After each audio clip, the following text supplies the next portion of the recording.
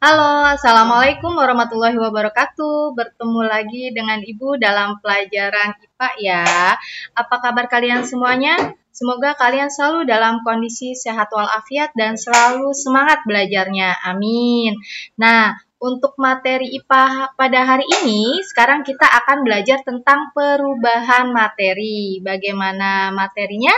Silakan kalian simak dan pahami baik-baik video yang Ibu berikan ya. Oke, di sini ada sifat-sifat materi. Yang perlu kalian ketahui, pada sifat materi ini ada dua sifat, yaitu yang pertama adalah sifat fisika. Nah, apa sih itu sifat fisika? Sifat fisika ini adalah sifat yang dapat diamati secara langsung, tanpa mengubah susunan zat, misalnya wujud, warna, bau, titik didih, titik lebur, dan kelarutan. Dan yang kedua adalah sifat kimia. Nah, untuk sifat kimia ini adalah sifat yang dapat diamati setelah suatu zat berubah menjadi zat lain. Misalnya dapat berkarat, yaitu pada besi, dapat membusuk, yaitu pada makanan, dan dapat dibakar. Nah, di sini yang pertama kita akan mempelajari tentang sifat fisika.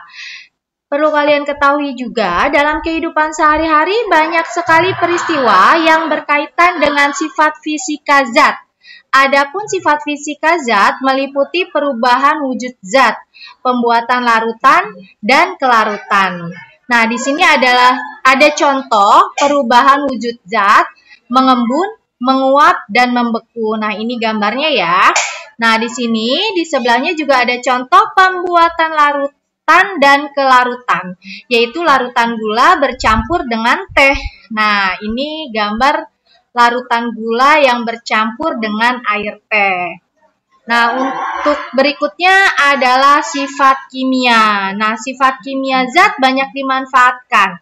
Contohnya pemanfaatan sifat kimia zat itu adalah mencegah besi berkarat, mengawetkan makanan, dan memadamkan kebakaran. Nah, di sini contohnya mencegah besi berkarat nih pada pisau ya. Terus mengawetkan makanan itu pada Indomie. Dan yang berikutnya adalah memadamkan kebakaran. Untuk berikutnya adalah perubahan fisika dan perubahan kimia. Nah, yang pertama kali perubahan fisika terlebih dahulu ya. Nah, perubahan fisika ini adalah perubahan yang tidak menghasilkan zat baru. Sebaliknya, perubahan kimia itu dihasilkan zat baru. Nah, sedangkan untuk perubahan kimia karena menghasilkan zat baru setelah terjadi proses perubahan atau reaksi. Nah, di sini yang pertama kali kita akan membahas tentang perubahan fisika. Nah, perubahan fisika yang perlu kamu ketahui adalah perubahan wujud yang mengalami peristiwa membeku, mencair, mendidih, menguap, mengembun, dan menyumblim. Materinya dapat berwujud seperti padat, cair, dan gas. Nah, di sini ada contoh materi berwujud seperti padat, cair, dan gas. Nah, ini yang padat ya. Yang Ibu tunjuk ini padat, ini cair, dan yang di botol ini adalah yang gas. Untuk berikutnya, perubahan kimia. Nah, dalam perubahan kimia juga disebut reaksi kimia.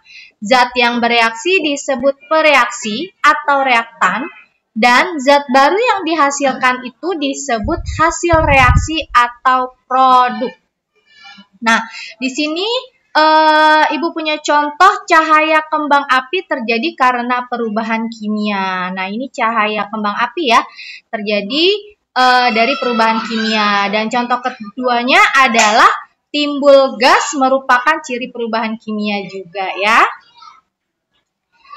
Oke, untuk berikutnya adalah pemisahan campuran. Nah, dalam pemisahan campuran dilakukan untuk membersihkan zat berguna dari pengotornya.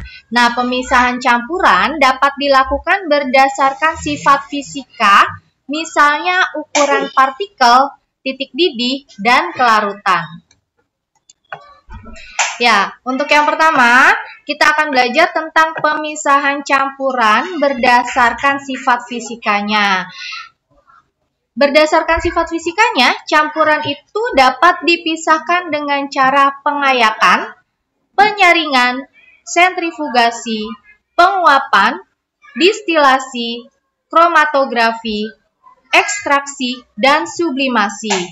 Nah, di sini ada beberapa contoh gambarnya, seperti yang pertama ini adalah contoh dari satu set alat distilasi ya. Ini adalah contoh alat distilasi yang merupakan penyaringan juga. Dan yang kedua ini adalah contoh proses dari kromatografi. Dan untuk yang berikutnya adalah pemisahan campuran berdasarkan sifat kimia. Oke, untuk sifat kimia ini adalah sifat yang berhubungan dengan pembentukan zat lain.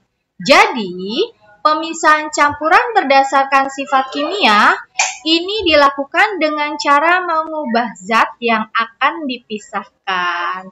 Baiklah, demikianlah tadi materi yang dapat Ibu sampaikan kepada kalian untuk hari ini.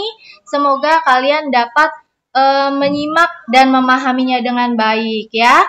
Terima kasih sudah belajar IPA bersama Ibu untuk hari ini. Tetap semangat dan Ibu akhiri. Wassalamualaikum warahmatullahi wabarakatuh. Waalaikumsalam.